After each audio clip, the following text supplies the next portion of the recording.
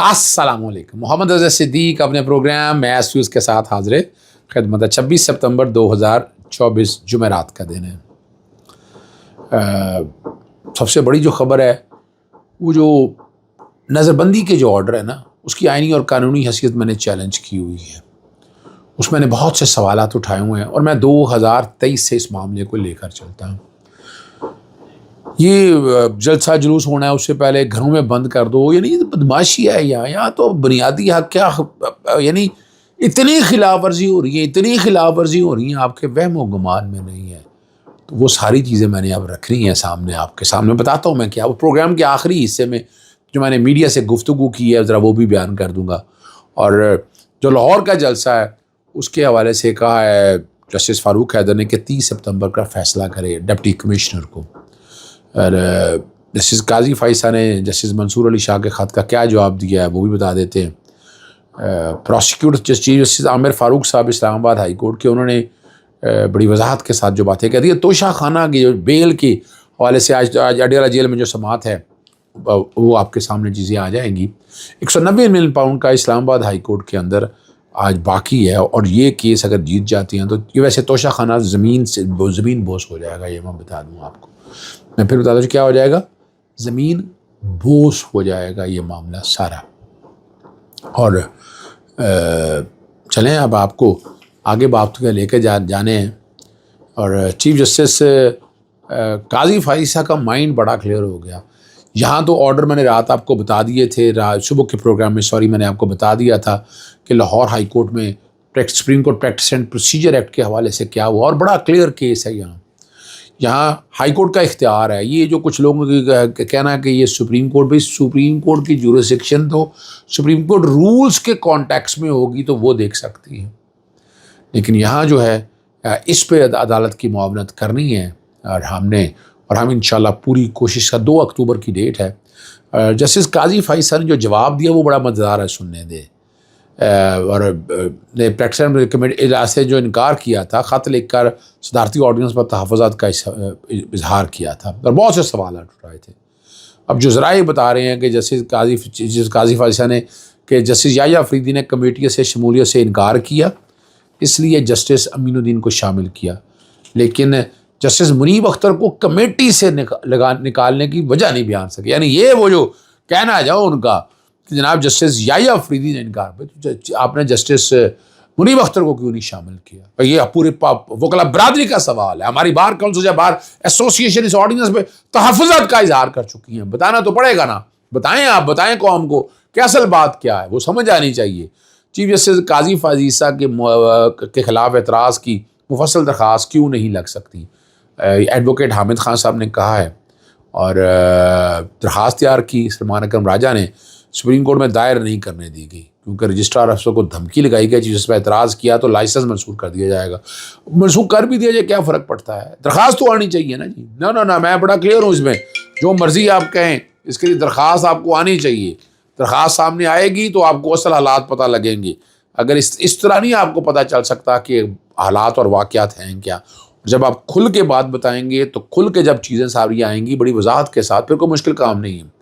آپ کو تحریری درخواست دینی چاہیے. آپ کا ہے، آپ دیکھیں نا، آپ کا حال آپ کا ہے نا، آپ نے کلائنٹ بڑے موکل کی طرف سے درخواست دینی ہے.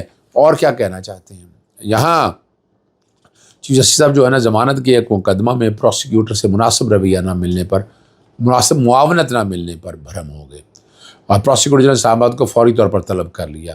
اس نے کہا کہ میں بنیادی معلومات پوچھ رہا ہوں لیکن ایک پروسیکیوٹر کو پتہ نہیں. پروسیکیوٹر جنرل بولے مقدمہ کے متعلق پروسیکیوٹر کو لاہور جانا پڑ گیا، اس لیے بھیجا ہے. یہ میرا سب سے تجربہ کار پروسیکیوٹر ہے. چیز نے مارکس دیا کہ سب سے تجربہ کار، تو پھر کل نماز جمعہ کے بعد پروسیکیوشن کے لیے دعا ہی کرا سکتے ہیں. پھر تو اللہ ہی اسلام آباد کی پروسیکیوشن پر رحم کرے. یہ بڑی زبردست ہے. میں آپ کو توشہ خانہ میں جو ہے نا وہ کوئی کیس نہیں ہے. FIA نے ذوالفقار نقوی کو، وہی اسپیشل پروسیکیوٹر جو سائفر کے کیس میں تباہی و بربادی کر چکے تھا کوئی نہیں، توشہ خانہ کے کیس میں بھی لے آئے. یعنی FIA کو، اور یہ مقدمہ قابل اخراج ہے، بنتا ہی نہیں ہے. یہ میں بڑی وضاحت کے ساتھ بتا دوں، یہ ڈیپینڈ کرتا ہے کہ آپ اس کو کس طرح لے کر چلتے ہیں. لیکن 190 ملین پاؤنڈ کے اندر بھی کوئی حالات اور واقعات نہیں ہے. وہ کل کے لیے کیس رکھا ہے, اور ہو سکتا ہے میں کوشش کروں گا کہ کل میں پہنچ سکوں اس کیس کے لیے حوالے سے. لیکن ڈپٹی کمشنر لاہور کو 30 سپتمبر تک درخواست پر فیصلے کی ہدایت کر دی ہے. جیسے کہ فاروق حیدر نے مینار پاکستان جلسے کی درخواست جو اکمل خان باری کی درخواست پر سماعت کی, اور ڈی سی لاہور کے پاس زیر التوا ہے. عمران خان نے سالگرہ 5 اکتوبر کو ہے, اس لیے اس دن پرامن جلسہ جو کرنا وہ چاہتے ہیں. یہ کہا گیا کہ وہ, اور سرکاری وکیل کو ہدایت کی ہے کہ 30 سپتمبر تک ڈپٹی کمشنر لاہور اس درخواست پر فیصلہ کرے. اور بڑی واضح طور پر کہا ہے لاہور ہائی کورٹ کے اپنا رجسٹرار جوڈیشل کو اس حوالے سے رپورٹ بھی جمع, یعنی وہ جو رپورٹ ہوگی وہ وہاں جمع کریے تاکہ عدالت کو بتایا جا سکے کہ حالات کیا ہیں. اب چلتے ہیں آخری بات کی طرف. آپ کی وہ معاملہ ہے بنیادی طور کے اوپر نظر بندی کے آرڈر کا, مینٹیننس آف پبلک آرڈر 1960 کو سیکشن 3 کی وائریز کو چیلنج کیا ہے کہ آئین کے آرٹیکل 15, 16 اور 17 سے متصادم ہے, پھر 4 اور 5 سے بھی متصادم ہے. یعنی آپ اتنا کر سکتے ہیں نا جتنا کر سکتے ہیں. یہ تو کوئی طریقہ نہیں ہے نا.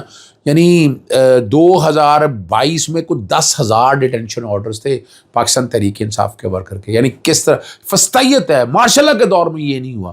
2023 میں کوئی 5,000 کے قریب ہیں ڈیٹینشن آرڈرز. پھر ابھی آپ نے ریسنٹ جو لاہور کا جلسہ ہونا تھا 467 تو ثبوت میں نے لگا دیے. اب عدالت کے سامنے یہ ساری چیزیں میں نے بتائی ہیں اپنا جسٹس امجد رفیق صاحب کے پاس.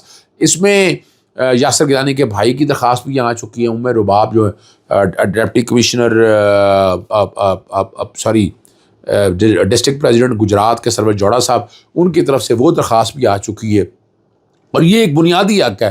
آپ right to freedom, right to liberty, article 19 سے, یعنی آپ یہ ان سارے چیزوں کی وائلیشن ہو رہی ہے. یہاں پر ظلم اور زیادتی یہ ہے کہ آپ کیا کچھ کر رہے ہیں, یعنی آپ کا یہ دائرہ اختیار نہیں ہے. لیکن جس طرح سے آپ لوگوں کو 144 لگا دو, دوسری طرف کیا کر رہے ہیں 144 لگا دو. 144 کا میں نے علیحدہ چیلنج کیا ہے, اور میں کوشش کروں گا کہ وہ بھی جلد از جلد جو ہے نا درخواست سماعت کے لیے آئے اور ہم چیزوں کو آگے کی طرف لے کر چلیں.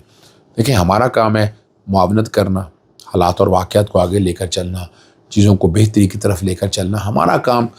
اور میں انڈیویجول کی طرف نہیں جا رہا. میرا نقطہ نظر بڑا مختلف ہے. جیسے میں نے آپ کو تتمہ بیان سپلیمنٹری اسٹیٹمنٹ کے حوالے سے بتایا, یہ وہ معاملے ہیں جو میں نے جنرلائز اٹھائے ہیں, جو آئین اور قانون کی پاسداری ہے, جو right to fair trial due process of law, civil right کے لبرٹی. اب آپ نے اس کے لبرٹی بند کرنے کے لیے کیا ہے, آپ کے پاس ایویڈنس کیا ہے, کیا میٹیریل ہے, تو اس کے لیے جب تک ایک پراپر ایک وے نہیں ہوگا تب تک یہ آپ اس طرح کا کوئی کام کر نہیں سکتے ہیں. اور اس کے لیے پراپر میکنزم بنانا پڑے گا. یا تو لا کو امینڈ کریں یا چیزوں کو لے کر آئیں. سارے میں نے میڈیا سے جو گفتگو کی ہے وہ سن لیجئے گا. لاہور ہائی کورٹ میں بہت ہی اہم کیس کی سماعت ہوئی ہے. نظر بندی کے جو احکامات جاری کیے جا رہے ہیں اس کے حوالے سے کیس کی سماعت ہوئی ہے, اور کل سماعت ملتوی کر دی ہے. ایڈوکیٹ جنرل پنجاب کو بلایا ہے. عدالت کو بتایا کہ پاکستان تحریک انصاف کو کچلنے کے لیے نظر بندی کے آرڈر جاری کیے جا رہے ہیں. 2022 میں 10,000 کے قریب نظر بندی کے آرڈر آئے. 2023 میں کوئی 4,500-5,000 کے قریب نظر بندی کے آرڈر آئے. اور اب بھی لاہور کا جلسہ روکنے کے لیے 487 صرف لاہور کے نظر بندی کے آرڈر ہیں. آرٹیکل 10 آنے کے بعد نظر بندی کے آرڈر جاری نہیں کیے جا سکتے ہیں. اور اگر گرفتار بھی کرنا ہے تو طریقہ کار موجود ہے. استداد دہشت گردی قانون کے تحت طریقہ کار موجود ہے, اور ضابطہ فوجداری اور مختلف اور قوانین کے اندر یہ طریقہ کار موجود ہے. مگر یہاں یا تو 144 کا نفاذ کر دیا جاتا ہے, اس کے بعد گرفتاریاں کی جاتی ہیں اور جیلوں میں ڈال دیا جاتا ہے. اور نظر بندی کے آرڈرز کی بنیاد کے اوپر اب تک جتنے نظر بندی کے آرڈر آئے ہیں وہ عدالتوں نے کالعدم قرار دے دی ہیں کہ وہ رہ نہیں سکتے ہیں. جرمانوں کا بھی کہا ہے, لیکن اس کے باوجود نظر بندی کا قانون کا جو اطلاق وہ چل رہا ہے. اس پر عمل درآمد روکنا ہے. صرف اور صرف باقی چلتے رہے, مجھے کوئی اعتراض نہیں ہے. جو سیاسی کارکنوں کو گرفتار کرنے کے لیے نظر بندی کے آرڈرز جاری کیے جاتے ہیں وہ آرٹیکل 10 کی خلاف ورزی ہے, 4 کی خلاف ورزی ہے, 5 کی خلاف ورزی ہے, آرٹیکل 15, 16 اور 17 کی خلاف ورزی ہے. جتنے جلسے پاکستان تحریک انصاف نے کیے ہیں, کوئی وائلنس آپ دیکھ لیں, ابھی تازہ ترین کی حالات کے مطابق عدالت نے ایک سوال پوچھا کہ یہ بنیادی طور پر 1956 کے آئین کے تحت آیا تھا, اس کے بعد کیا ہوا؟ میں نے کہا جی 62 کا آئین آیا, مجھے وہاں کچھ نہیں ملا, اور 1973 کے قانون میں اس کو بچایا نہیں گیا. تو 1973 کے قانون میں جب آپ 2010 میں آرٹیکل 10 سے آ چکا ہے, اس کے بعد یہ قانون رہ نہیں سکتا ہے. کل اس کیس کی سماعت ملتوی ہو گئی ہے, ایڈوکیٹ جنرل کو بلا لیا گیا ہے. 2022 میں 10,000 نظر بندی کی آرڈر, 2023 میں کو 5,000 کے قریب نظر بندی کی آرڈر, اور اس دفعہ جو پنجاب کے جلسے ہو رہے ہیں اس سے پہلے جتنی نظر بندی کی آرڈر ہیں, عدالت نے کہا کہ ریکارڈ پہ اتنا میٹیریل آ گیا ہے کہ یہ اختیارات مس یوز ہو رہے ہیں. اجازت چاہتا ہوں. السلام علیکم. اللہ حافظ. پاکستان زندہ باد.